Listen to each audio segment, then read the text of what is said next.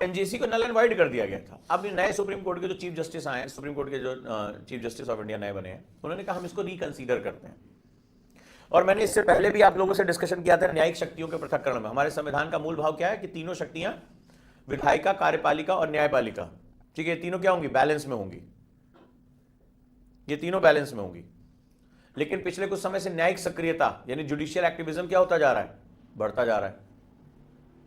न्यायपालिका जो है दखलंदाजी कर रही है, तो इससे जो है संविधान की मूल भावना यानी कि शक्तियों का पृथक्करण क्या हो जाएगा? डिस्टर्ब हो जाएगा।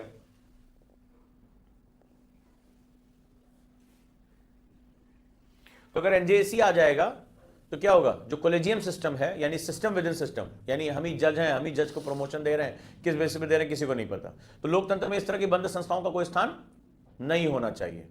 सुप्रीम कोर्ट हर संस्था से क्वेश्चन पूछ सकता है। अब आप देखिए, यहां से देखिए, सुप्रीम कोर्ट ने इलेक्शन कमीशन, मैंने लास्ट टाइम भी बात किया था, ये दोनों संवैधानिक संस्थाएं, लेकिन इसने इससे क्वेश्चन पूछ लिया कि बताओ सर का कितना काम हुआ, तो इसने बताया no problem in Kerala sir, कि वहां पर जो है हम क्या कर रहे हैं, वहां पर हम डाटा जो कलेक्ट कर रहे हैं उसमें कोई प्रॉब्लम नहीं आ रही। तो सुप्रीम कोर्ट इसी से क्वेश्चन पूछ रहा है, लेकिन इसी से क्वेश्चन कौन पूछेगा ये अभी तक किसी को नहीं समझ में आ रहा है। आपने कैसे जज अपॉइंट की? बोले हमारा इंटरनल मैटर है। तो कल को ये इसी नहीं कह सकता हमारा इंटरनल मैटर है। तो भाई जब हमारे संविधान में शक्तियों के संतुलन की बात हुई है कि 3 bodies must be in the harmonium, एक जो है वो हार्मोनियस स्ट्रक्चर में होनी चाहिए, तो ये डिस्टर्ब क्यों हो रहा है? ये डिस्टर्ब क्यों हो रहा है?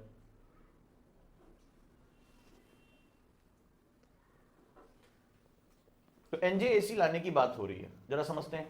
1993 में क्या हुआ था? Collegian system of judicial appointment came into existence. तो 1993 से पहले कॉलेजियन सिस्टम नहीं था। अच्छा, सुप्रीम कोर्ट हर यहां पे थोड़ा सा बेशर्मी की बात आ जाती है। 1993 से पहले कॉलेजियन सिस्टम नहीं था, इन लोगों ने अपना खुद का बना लिया 1993 में, ठीक है। और इन्होंने अपनी कॉन्स्टिट्यूशनल बेंच बनाई और खुद ही को जजमेंट दे दिया, खुद ही को केस फाइल करके खुद ही को जजमेंट दे दिया। सोचिए, तो जब प्रधानमंत्री मोदी की गवर्नमेंट आई तो सबसे पहले उन्हें पता था कि जब तक न्यायिक सुधार नहीं करेंगे तब तक काम नहीं होगा, क्योंकि ये लोग कैसे काम कर रहे हैं, ट्रांसपेरेंसी है नहीं है, अंकल जज का कॉन्सेप्ट है, अमीर लोगों की सुनवाई हो जा रही है, गरीब आदमी 20-20 साल जेल में पड़ जा रहा है। मैंने अभी आपको लास्ट टाइम क्लास में 39 ईयर्स 100 रुपए के लिए पूरा परिवार बर्बाद हो, किसी को सॉरी नहीं, कोई सॉरी नहीं है। और यहाँ रातों रात 12 बजे बेंच बैठ जाती है, कोई हीरो हो, कोई हीरोइन हो, कोई ताकतवर आदमी हो, देखिए रात में 12 बजे जो है सुनवाई हो जाती है, सुबह तक बेल मिल जाती है। तो आप अंदाजा लगे 2014 में जैसे ही गवर्नमेंट आती है एनजेसी को लेकर आती है, NJC act, national judicial appointment commission act, ठीक है, इसको बोलते हैं 99th, बहुत इंपॉर्टेंट है, 99th कॉन्स्टिट्यूशनल अमेंडमेंट करके आती है। तो अब आप ये देखिए, ये शक्तियों का पृथक्करण नहीं है, ठीक है। 99th अमेंडमेंट एक्ट, 99th ये याद रखिएगा, संवैधानिक संशोधन है ये, 99वां संविधान संशोधन, 99th, 199 नहीं बेटा, देख के भी गलत कैसे लिख रहे हो भाई, कहां दिमाग है? ये 99 लिखा हुआ है ना, ये देखो 99th, 199 सुधार हुए हमारे संविधान में। किस सदी से आई हो तुम? 100-150 साल बाद की आई हो क्या? ठीक है, existence to substitute the collegium system, की कॉलेजियम सिस्टम को हटाएंगे। बहुत फास्ट डिसीजन दिया इस पे, 2015 में क्वेश्चन कर दिया। ये लेकर आते हैं 2014 की लास्ट में, अक्टूबर के बाद ये बिल लाते हैं और जनवरी फरवरी तक खत्म कर देते हैं, इतनी फास्ट सुनवाई करते हैं, ठीक है। Bench declare the 99 constitutional amendment act and the NJC as unconstitutional, असंवैधानिक घोषित कर दिया। आपने खुद अपना कॉलेजियम, और ऐसा भी नहीं कि संविधान में कॉलेजियम का कोई वर्णन नहीं है।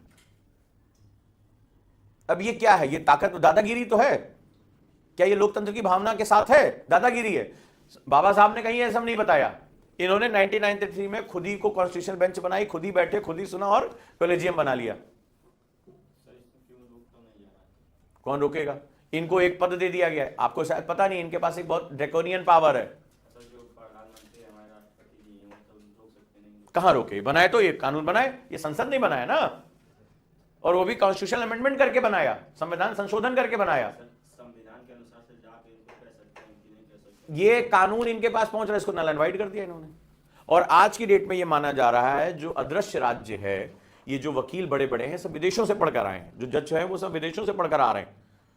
और ऐसी कंडीशन में वो भारत को, चूंकि पूरी यहां पर बातचीत करने का जो तरीका इंग्लिश है, या जो इनका कल्चर है वो भी क्या है? इंग्लिश ही है। और ये जो पढ़कर आ रहे हैं ये सब फॉरेन से पढ़कर आ रहे हैं, इनका पूरा ब्रेन वॉश जो है उसी हिसाब से हुआ है। तो माना जा रहा है कि जो अदृश्य राज्य है वो इनके माध्यम से आगे बढ़ रहा है। जो वकील भी हैं, पूरा इन्होंने एक माना जा रहा है कि एक बहुत बड़ा कार्टेल बना हुआ है, नेक्सस बना हुआ है, जहां सेलेक्टिव सुनवाइयां होती हैं। भाई 20-20, 25-25 लाख रुपए सुनवाई का लिया जा रहा है, क्या भारत के एक गरीब आदमी उसको कर सकता है? तो जो सभी के लिए न्याय का सर्वसुलभ होना, ये तो सिद्धांत खत्म हो गया। केवल एलीट सेलेक्टेड जो बिलियनायर हैं उनकी केवल बात सुनी जा रही है। सुप्रीम कोर्ट को यह पावर कहां से आई है कि वो किसी भी मामले को स्वतः संज्ञान ले सकता है? सुओ मोटो पावर कहां से? वो किसी को भी आदेश जारी कर सकता है अगर उसको लगता है कि यह संवैधानिक नहीं है। इसी पावर का उसने इस्तेमाल करना शुरू किया। सोई हुई पावर थी, इसको जगा लिया उसने।